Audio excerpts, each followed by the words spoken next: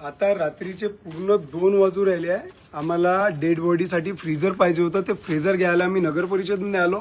तेव्हा इथं माहीत झालं का एवढ्या मोठ्या नगर परिषदमध्ये एकही गार्ड उपलब्ध नाही आहे. आता फ्रीजर आमची गाडी इथं उभीच आहे. पाहून घ्या तुम्ही, ते गाडी उभी आहे. फ्रीजर आम्ही ठेवून घेतलं. मागच्या 15 मिनिटापासून आम्ही या प्रीमायसेसमध्ये घुमू राहिलो. फ्रीजर घेऊन चाललो आहो.